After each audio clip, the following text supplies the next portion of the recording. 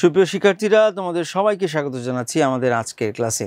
আমরা ছিলাম আমাদের বাংলাদেশের বিষয় পরিচয় ষষ্ঠ শ্রেণীর ৪র্থ অধ্যায় পড়ছি। আমরা ৪র্থ অধ্যায়টি হচ্ছে বাংলাদেশের অর্থনীতি। বাংলাদেশের অর্থনীতির আমরা গত ক্লাসগুলোতে ১ থেকে ৩ নম্বর পাঠ পর্যন্ত পড়েছি এবং আজকে আমরা পাঠ ৪ পড়ব, ৪র্থ পাঠ, বাংলাদেশের অর্থনৈতিক সম্ভাবনা কি। আমরা আগের ক্লাসগুলোতে তাহলে কি দেখেছিলাম? প্রথম ক্লাসে আমরা বাংলাদেশের অর্থনৈতিক জীবনধারা, মানুষ কি কি কাজ করে তাদের জীবন পরিচালিত করে, অর্থনৈতিক কাজকর্ম করে, টাকা উপার্জন কেমনে করে, উৎপাদন কেমনে করে, বিতরণ কেমনে করে। তারপর হচ্ছে যে অর্থনৈতিক খাতগুলো কি, আমরা অনেকগুলো খাতে ভাগ করলাম, বললাম যে কৃষি খাত, শিল্প খাত, সেবা খাত, তারপর হচ্ছে ব্যবসা বাণিজ্য, সেবা খাত এই অংশ, এগুলো সম্পর্কে আমরা কথা বলেছি। এছাড়াও আমরা বলছি যে প্রবাসীদের প্রেরিত অর্থ এক গুরুত্বপূর্ণ ভূমিকা আমাদের খাতে, অর্থনৈতিক খাতে রাখে। তো আজকে আমরা এই যে অর্থনৈতিক ব্যাপারগুলো, আমাদের কৃষি, শিল্প, ব্যবসা বাণিজ্য, সেবা খাতগুলো আছে, এগুলো সম্ভাবনা কি, ভবিষ্যৎ কি, সেটা সম্পর্কে আজকের আলোকপাত। তো আমাদের বাংলাদেশের অর্থনৈতিক সম্ভাবনা হচ্ছে যে কিভাবে আমরা বেশি বেশি উৎপাদন করতে পারি, উৎপাদন আমাদের সম্ভাবনা কেমন, এবং উৎপাদন করতে পারলে আমরা এগুলো বিক্রি করতে পারবো, তার মানে আমরা প্রচুর টাকা উপার্জন করতে পারবো আর কি, আমাদের টাকা পয়সা বাড়বে, বড় লোক হয়ে যাবো আমরা। সেটা কিভাবে হতে পারে, আমাদের সম্ভাবনাটা কোথায়? আচ্ছা, বাংলাদেশ একটা উন্নয়নশীল দেশ, মানে আমরা উন্নত না, আমরা গরিব দেশ, সুতরাং আমরা উন্নতির পথে যাচ্ছি। উন্নতির পথে যাওয়ার জন্য কি আমাদের উন্নত অনেক ব্যাপার লাগবে। আমাদের কৃষি উন্নত হইতে হবে, আমাদের শিল্প উন্নত হইতে হবে, আমাদের সেবা খাত অনেক উন্নত হইতে হবে। আমরা উন্নত হতে পারি নাই, আমরা হওয়ার পথে, এই জন্য আমরা উন্নয়নশীল দেশ। স্বাধীনতার পর অর্থনীতির নানা ক্ষেত্রে আমরা যথেষ্ট উন্নতি করেছি। আগে আমাদের অবস্থা খুব খারাপ ছিল, উন্নতি আমরা অনেক করেছি, যদিও অন্য দেশের তুলনায় কম, কিন্তু কিছুটা উন্নতি আমরা করেছি। আচ্ছা, কিন্তু আমাদের এই যে এই উন্নতি করতে গেলে আমাদের কিন্তু প্রচুর পরিমাণে সমস্যার মধ্যে পড়তে হচ্ছে। আমাদের অর্থনৈতিক বিভিন্ন ধরনের সমস্যা আছে।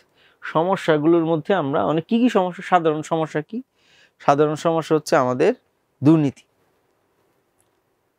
আমাদের দেশের মানুষ দুর্নীতি পরায়ণ, সবাই দুর্নীতি করে। তারপরে হচ্ছে আমাদের অবকাঠামো ঠিক নাই, রাস্তাঘাট ঠিক নাই, মালামাল করতে পারি না। তারপর দক্ষ জনশক্তির অভাব, মানুষ আছে কাজ করতে পারে কিন্তু বুদ্ধি দিয়ে উন্নত মানের কাজ করতে পারে না, প্রচুর পরিমাণে কায়িক শ্রম, শারীরিক শ্রম করতে পারে, তাই না? তারপর হচ্ছে আমাদের জ্ঞানের অভাব আছে, আমরা মডার্ন আধুনিক যে জ্ঞান বিজ্ঞান তার সাথে আমরা খুব বেশি পরিচিত না। তো যার ফলে এগুলো হচ্ছে আমাদের সাধারণ সমস্যা। এরপর অর্থর সমস্যা আছে, যে গরিব সে তো আসলে বড়লোক হতে পারবে না যতক্ষণ না পর্যন্ত না তার জীবনযাত্রার পরিবর্তন হয় কোনো একটা ভাবে।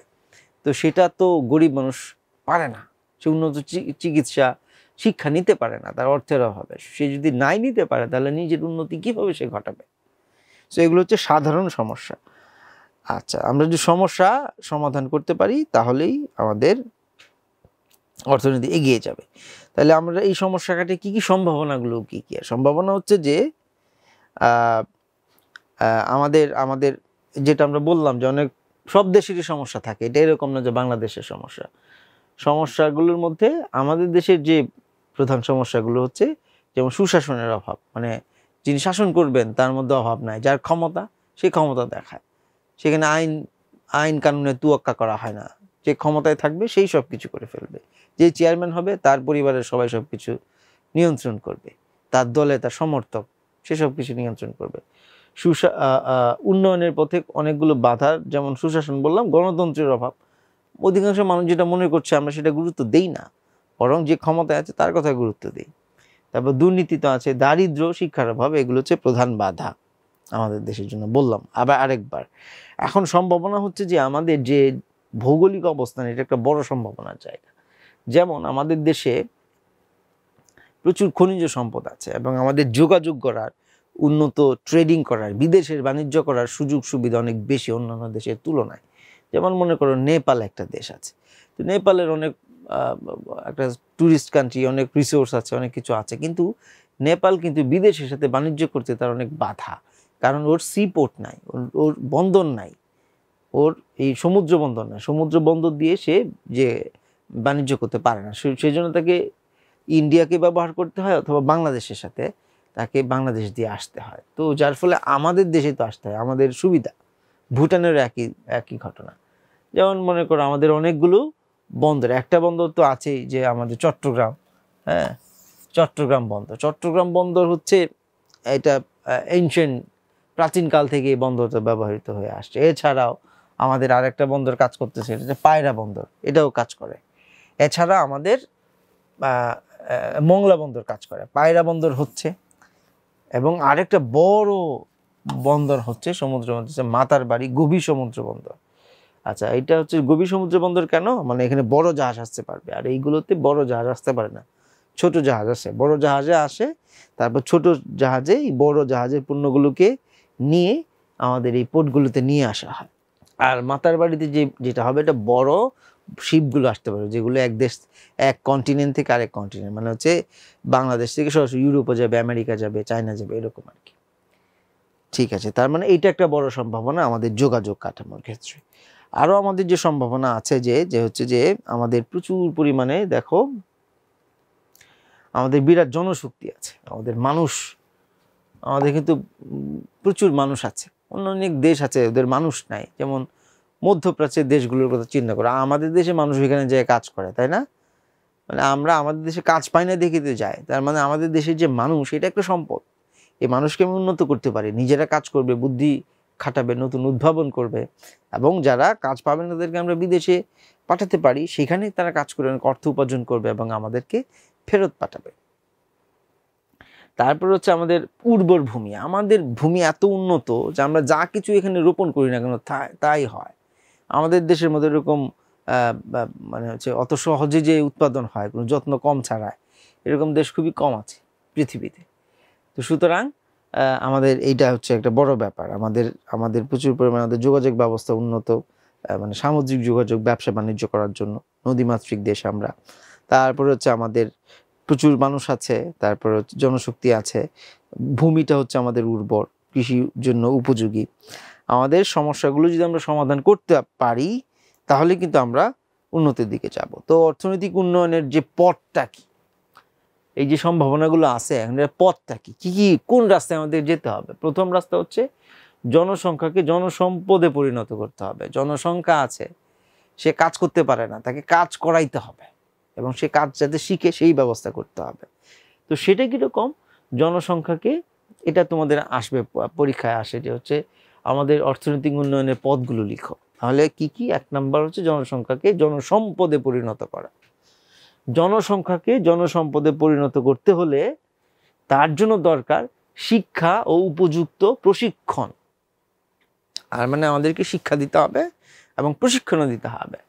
বিশাল জনসংখ্যার দেশ আমাদের এই বাংলাদেশ, তো সেখানে আমাদের মানুষকে শিক্ষা দিতে হবে, প্রশিক্ষণ দিতে, তাহলে মানুষ উন্নত হবে। কিন্তু উন্নত দেশগুলোর তুলনায় আমাদের শিক্ষার হার কম, আমাদের মানুষ শিক্ষিত না, নামটাই লিখতে পারে না, পড়তেই পারে না, সে নতুন টেকনোলজি কীভাবে অ্যাডপ্ট করবে? শিক্ষায় সরকারের বরাদ্দ অপ্রতুল, মানে সরকার যে পরিমাণ টাকা দেওয়া দরকার সেই পরিমাণ নাই। যেমন উদাহরণ দেওয়া যেতে পারে, তোমাদের গ্রাম এলাকায় একটা স্কুল আছে, একটা স্কুলের উন্নত শিক্ষার জন্য কেমন দরকার? একটা শিক্ষক 20 থেকে 30 জন শিক্ষার্থীকে পড়াবে। এটা হচ্ছে উন্নত দেশে হয়, আরো কমও হয়। এখন আমাদের দেশে কি হয়, দেখবে যে একটা ক্লাসে 100-150 স্টুডেন্ট, একজন টিচার পড়াচ্ছে। তো যদি এরকম অবস্থা হয় তাহলে তো উন্নত হইল না, কারণ সরকার পর্যাপ্ত শিক্ষক নিয়োগ দিতে পারছে না, এবং শিক্ষক নিয়োগ দিলেও শিক্ষকের যে মান সেটা অত উন্নত হচ্ছে না, যার ফলে আমাদের শিক্ষায় আমরা পিছিয়ে আছি। তো শিক্ষার অভাবে আমাদের দেশের অনেক মানুষ সিদ্ধান্ত গ্রহণ করতে পারে না, সে আসলে বুঝতে পারে না কোন জিনিসটা করতে হবে, এটা বুঝতে পারে না, সেই জন্য তার পর্যাপ্ত জ্ঞান থাকা দরকার। আচ্ছা, তারপর হচ্ছে যে দেশের মানুষকে প্রকৃত শিক্ষায় শিক্ষিত করে আমরা তাদের জীবন মান বৃদ্ধির পাশাপাশি উন্নয়নের ব্যাপারে আগ্রহী ও সচেতন করে তুলতে পারবো। মানুষ যদি শিক্ষিত হয়, সে আসলে বুঝতে পারবে উন্নত জীবন বলতে কি বোঝায়, আরাম কি জিনিস, সম্মান কি জিনিস, এগুলো সে তখন বুঝতে শিখবে। তখন সে আরো কাজ করতে আগ্রহী হবে, এবং আগ্রহী হলে তার জীবনযাত্রা বাড়বে। জীবনযাত্রা কেমন? জীবনযাত্রা হচ্ছে যে সে আগে হচ্ছে একটা মাটির ঘরে থাকতো, এখন সে একটা পাকা ঘরে থাকবে, পাকা করে থাকা নিশ্চয়ই বেশি প্রোটেক্টেড থাকবে, তাই না? আগে সে হচ্ছে হাত পাকা চালাইতো, এখন সে বড় বৈদ্যুতিক ফ্যান চালাইতে পারবে অথবা সে এসি লাগাইতে পারবে, এরকম আর কি। আগে সে পায়ে হেঁটে কোনো একটা জায়গায় যাইতো, এখন সে বাইকে করে যায়, মোটরসাইকেল আছে, অটো আছে। তো এইটা এক ধরনের উন্নতি। আরো উন্নতি তো শেষ নাই, এটা একটা দৃশ্যমান উন্নতি, আরো বড় উন্নতি হইতে পারে মানুষের মধ্যে। সে যদি নাই জানে তাহলে তো হবে না, তো জানা জরুরি, শিক্ষা জরুরি। সেই সঙ্গে উপযুক্ত শিক্ষার মাধ্যমে আমাদের বিরাট জনসংখ্যাকে জনসম্পদে পরিণত করতে পারি, তাই না? যেমন হচ্ছে যে মানুষ টেইলরিং পারে, যে হচ্ছে কাপড় বানাইতে পারে, হ্যাঁ, তাকে আমরা আরো এক্সপার্ট করি না কেন? সে তার নিজের কাপড় শুধু কেন বানাবে? সে আরো উন্নত টেকনোলজি শিখবে, যে কিভাবে একসাথে অনেকগুলো কাপড় বানানো যায়, কাটা যায়, সেলাই করা যায়। হ্যাঁ, তখন আমরা তাকে বিদেশে এক্সপোর্ট করতে পারি, এবং সেটা আমরা করে দেখাইছি যে আমাদের দেশের মানুষ মূলত এইসব কাজে, ক্রাফটিং, হাতের কাজে খুবই দক্ষ। এটা বাংলাদেশের মেয়েরা গার্মেন্টস সেক্টরে কাজ করে দেখাচ্ছে। আচ্ছা, তারপর হচ্ছে আমাদের প্রথমটা ছিল যে জনসংখ্যাকে সম্পদে পরিণত করা। দ্বিতীয়টা হচ্ছে যে কৃষির উন্নতি। আমরা যেহেতু মূলত কৃষি প্রধান দেশ, আমাদের অর্থনীতি কৃষিকে কেন্দ্র করে সবকিছু আমরা হয়, সুতরাং কৃষির উন্নতি ঘটাইতে আমাদের হবে। এবং সেটা কিরকম? সেটা হচ্ছে যে গ্রাম প্রধান বাংলাদেশে কৃষি এখনো উন্নয়নের প্রধান খাত। আমাদের উন্নয়ন করার জন্য এখন আমাদের কি করতে হবে? কৃষিকে উন্নত করবার জন্য আধুনিক যন্ত্রপাতি, বীজ, তারপর যে সার, কীটনাশকের সঠিক ব্যবহার জানতে হবে। আমাদের দেশে কৃষকরা কি করে? ওই জেনে আসছে যে সে আসলে বুঝে না যে এই এত 1% জায়গা, এই জায়গার মধ্যে আমাদের কত গ্রাম ইউরিয়া সার দিতে হবে, কত গ্রাম পটাশিয়াম দিতে হবে, এগুলো জানতে হবে, তাই না? এবং তার মাটির গুণাগুণ কি, মাটির মধ্যে কতটা উর্বর, এটা দেখতে হবে মেপে, হ্যাঁ, যে এই মাটির মধ্যে অ্যাসিডিটি এরকম আছে নাকি, সেটা তো সে জানে না। এই জন্য তাকে সেই জ্ঞানটা দিতে হবে। তারপরে হচ্ছে যে কি টেকনোলজি ব্যবহার করে সেগুলো করতে পারে, হ্যাঁ, তার মাটিতে পানি কেমন আছে এটা বুঝতে পারবে। পানি না থাকলে তো পানি দিতে হবে, পানি আছে তারপর আবার পানি দিলে তো অপচয় হইল। প্রাকৃতিক কৃষি এবং সেচ সুবিধা সম্প্রসারণের দ্বারা আমরা আমাদের কৃষির উৎপাদন মানে যে পরিমাণ সেটা আরো বাড়াতে পারি। আমরা প্রাকৃতিকভাবে আমাদের যে সেচ হয়, আমাদের দেখা যায় যে শুকনো মৌসুমে আমাদের পানি থাকে না, যখন আমাদের পানি দরকার হয় তখন আমরা কি করতে পারি? তাহলে আমাদেরকে সেচ প্রকল্প বাড়াইতে হবে। কিভাবে আমরা পানি ধরে রাখতে পারি? বর্ষার সময় যে প্রচুর বৃষ্টিপাত হয় অথবা নদী দিয়ে যে পানি আসে, সেই পানিটাকে ধরে রাখা যায় কিভাবে, সেই বুদ্ধি আমাদেরকে আবিষ্কার করতে হবে। আমাদেরকে বিভিন্ন ক্যানেল বানাইতে হইতে পারে, আমাদেরকে পানিকে বাঁধ দিয়ে আটকায় রাখতে হইতে পারে। তো এরকম করে যে যখন আমাদের পানি থাকবে না, তখন শীতের সময়ে, শুকনো মৌসুমে এখান থেকে আমরা পানি আমাদের জমিতে ব্যবহার করব। তো সেচ কার্য আমাদের উন্নত হবে। এতে আমাদের গ্রামের মানুষের জীবন মানের উন্নতি ঘটবে এবং পরিবেশ দূষণ কমবে, এবং অর্থনীতি আরো, আমাদের যে গ্রামীণ অর্থনীতি আরো শক্তিশালী হবে। আচ্ছা, তারপরে হচ্ছে যে আমাদের শিল্পের প্রসার ঘটাতে হবে। শিল্প কি? আমরা জানি যে আমাদের যে উৎপাদন, কারখানায় যেসব উৎপাদন হয়, বিভিন্ন যে আমরা পেপার মিলের কথা বলছি, জুট মিল, তারপর হচ্ছে গার্মেন্টস কোম্পানি, টেক্সটাইল কোম্পানি, ওষুধ কোম্পানি, তারপরে সিমেন্ট কোম্পানি, সার কোম্পানি, এইগুলোর উৎপাদন বাড়াইতে হবে। যেমন গার্মেন্টস, ওষুধ, সিমেন্ট, সিরামিক সহ দেশের সম্ভাবনাময় শিল্পকে সম্প্রসারণ করে। সিরামিক মানে হচ্ছে যে বিভিন্ন আমরা কি বলি, প্লেট আছে, আমরা যে এখন হোটেলে গেলে যেসব প্লেটগুলো দেয়, সিরামিকের প্লেট থাকে। আমরা কারো বাসায় দাওয়াত খাইতে গেলে যে সেগুলো সিরামিক। তো এইগুলোর একটু বিশাল চাহিদা, কারণ এটা প্রতিনিয়ত মানুষের লাগে, তাই না? এবং উন্নত দেশে এগুলো আমরা এক্সপোর্ট করি। আমাদের দেশে প্রচুর অনেকগুলো বড় বড় কোম্পানি আছে, ওরা ওই সিরামিকের জিনিসপত্র, আসবাবপত্র বানায়, হ্যাঁ, এবং সেগুলো প্লেট, মাগ, কাপ এগুলো বানায়, এগুলো বিদেশে রপ্তানি করে। আচ্ছা, তারপর যাতে দেশের চাহিদা মিটিয়ে এসব পণ্য আমরা আরো অধিক পরিমাণে বিদেশে রপ্তানি করতে পারি, তাতে আমাদের দেশে বৈদেশিক মুদ্রার পরিমাণ বাড়বে এবং অর্থনীতি শক্তিশালী হবে। সুতরাং আমাদের যে শিল্প কারখানাগুলো আছে, গার্মেন্টস, সেটার সক্ষমতা বাড়াতে হবে, উন্নত টেকনোলজি নিয়ে আসতে হবে। আমাদের ওষুধকে আরো উৎপাদন বাড়াতে হবে, কোয়ালিটি বাড়াইতে হইতে পারে। আমাদের সিমেন্ট ফ্যাক্টরিগুলোকে আরো কাজে লাগাতে পারি আমরা। সিরামিক ফ্যাক্টরি, আরো যেসব ফার্নিচার আছে, ফার্নিচার ফ্যাক্টরি আছে যারা বিভিন্ন ধরনের ফার্নিচার এক্সপোর্ট করে বিদেশে, তাদেরকে মডার্ন টুলস ইউজ করতে পারি। তারপরে আমাদের যে খাদ্যদ্রব্য আছে, এগুলো প্রসেস করে আমরা বিদেশে জুস বিক্রি করতে পারি, চানাচুর বিক্রি করতে পারি, আরও অনেক জিনিসপত্র, খাদ্যদ্রব্য তৈরি করে আমরা বিদেশে পাঠাতে পারি।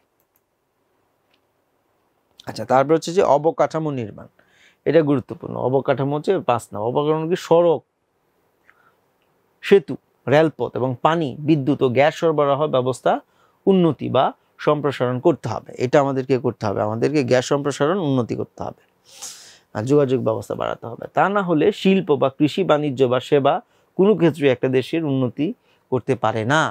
আমরা যোগাযোগ ব্যবস্থায় যদি ভালো না থাকে আমি উন্নত করব কিভাবে, তাই না? অর্থনৈতিক উন্নয়নের শর্ত হিসাবে এই অবকাঠামো নির্মাণের বিষয়টিকে তাই আমাদের গুরুত্ব দিতে হবে। আমাদের অবকাঠামো লাগবে যোগাযোগের জন্য, কৃষির জন্য, শিল্পের জন্য, সেবার জন্য, সব কিছুর জন্য।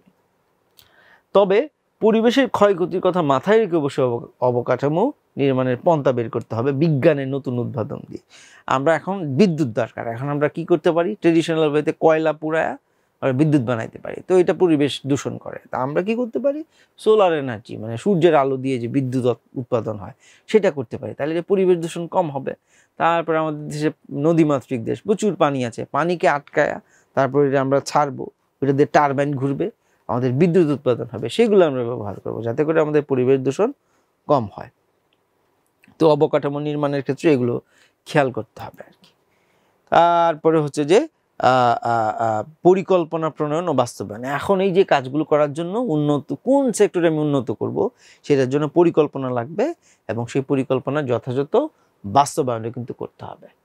যেমন যে কোনো দেশের অর্থনৈতিক উন্নয়নের জন্য দরকার একটি সুদূর প্রসারী পরিকল্পনা।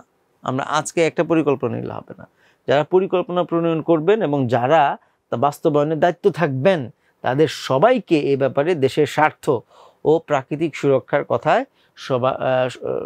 কথাকে সবার উপরে স্থান দিতে হবে। তো যারা পরিকল্পনা করবেন সেটা গুরুত্বপূর্ণ। তো পরিকল্পনা হইতে পারে কি? একটা দীর্ঘমেয়াদী পরিকল্পনা হইতে পারে, একটা হচ্ছে দীর্ঘ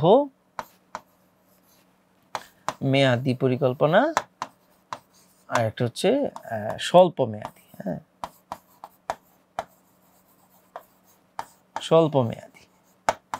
আচ্ছা, এখন দীর্ঘমেয়াদী মানে হচ্ছে একটা মাস্টার প্ল্যান, যে আমি আগামী 50 বছরে বাংলাদেশ এমন একটা জায়গায় হবে, 50 বছর পরে আজ থেকে বাংলাদেশ উন্নত দেশ হবে। তো এই জন্য স্বল্প মেয়াদী পরিকল্পনা থাকবে। স্বল্প মেয়াদী কি? এটা হইতে পারে 2 বা 5 বছর। দীর্ঘমেয়াদী পরিকল্পনা সাধারণত 5 বা 10 বছর উপরে হয় আর কি, 5 বছরে। তাহলে এটা আবার 2 বছর, তারপর হচ্ছে 1 বছর, 1 বছর 6 মাস, এরকম করে যে আগামী 1 বছরের মধ্যে কি করব, 2 বছরে কি করব, 3 বছর, স্বল্প মেয়াদী পরিকল্পনা। তারপর এই স্বল্প মেয়াদী পরিকল্পনাগুলোকে আমরা দীর্ঘমেয়াদী পরিকল্পনার আলোকে বাস্তবায়ন করব। এবং যারা এটা করবেন তাদেরকে অবশ্যই দেশের স্বার্থকে গুরুত্ব দিতে হবে। আমি এমন কোনো কাজ করবো যেটা আমাদের দেশের জন্য মঙ্গল হবে না, সেটাই আমরা কি করবো যেটা দেশের জন্য ভালো হবে। আচ্ছা, তাহলে আমরা আজকে যে জিনিসটা পড়লাম সেটা কি? সেটা হচ্ছে যে আমাদের যে অর্থনৈতিক উন্নয়নের জন্য আমাদের সম্ভাবনাটা কি আছে, তারপরে হচ্ছে উন্নয়নের পথ, কোন পথে আমরা হাঁটলে উন্নয়ন হবে। প্রথম আমরা কি বললাম? যে জনসংখ্যা যেটা আছে সেটাকে আমাদের সম্পদে পরিণত করতে হবে। তারপরে হচ্ছে আমাদের কৃষিকে উন্নত করতে হবে, আমাদের শিল্পকে উন্নত করতে হবে, শিল্পকে প্রসার ঘটাইতে হবে। আচ্ছা, তারপরে আমরা বললাম যে আমাদের অবকাঠামো নির্মাণ করতে হবে, অবকাঠামো ছাড়া তো হবে না। তারপরে পরিকল্পনা নিতে হবে এবং সেই পরিকল্পনা যথাযথ বাস্তবায়ন করতে হবে। তাহলে এইগুলো তোমাদেরকে পড়তে হবে। যে আমাদের তোমরা এখন আমাদের যিনি থাকবেন আপনি এটা বন্ধ করে পজ করে সবাইকে এই যে উন্নয়নের যে পথ সেই পথগুলো বলতে হবে সবাইকে, যে আমরা কি পন্থাতে উন্নতি হতে পারি, সবাইকে ধরে জিজ্ঞেস করবেন। তাহলে আমরা আজকে এখানে শেষ করছি, দেখা হচ্ছে তোমাদের সাথে পরের ক্লাসে।